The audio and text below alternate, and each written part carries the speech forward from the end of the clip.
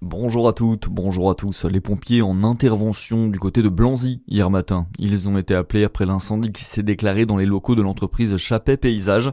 De gros moyens ont été mis en place pour combattre le feu qui a tout de même ravagé 250 mètres carrés d'entrepôt.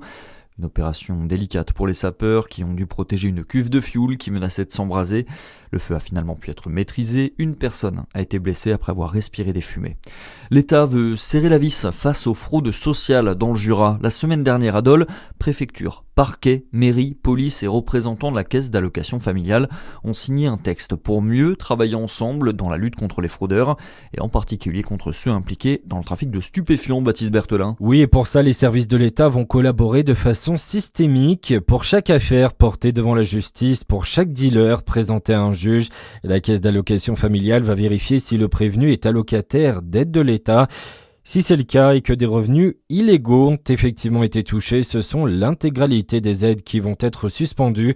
Des remboursements pourront même être réclamés par la CAF.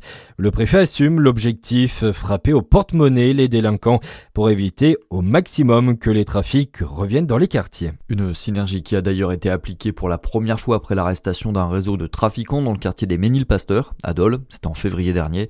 8 d'entre eux vont être expulsés de leur logement social, 2 autres vont perdre leur allocation pour personnes handicapées. Dans le reste de l'actualité, bientôt un parcours simplifié pour les médecins diplômés à l'étranger qui veulent exercer en France. Le gouvernement indique vouloir rendre la procédure plus simple après des concertations avec les ordres des médecins, des dentistes et des sages-femmes. En début de semaine, Emmanuel Macron s'est emporté sur le sort de ces médecins diplômés en dehors de l'Union européenne et obligés de repasser des concours de titularisation en France. Du mieux pour la qualité de l'air, mais pas assez. Voilà le résumé du dernier rapport de l'Agence européenne de l'environnement.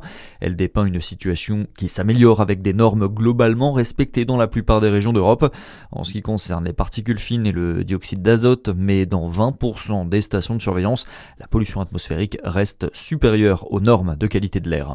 Allez, on passe au sport et match nul entre l'Atlético Madrid et Arsenal hier soir lors de la demi-finale aller de la Ligue des Champions de foot.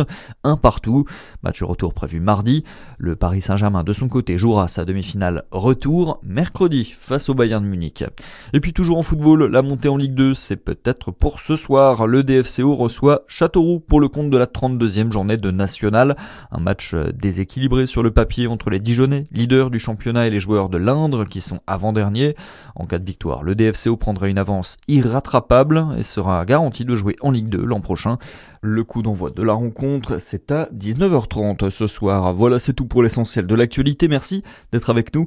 À suivre votre météo sur Fréquence Plus.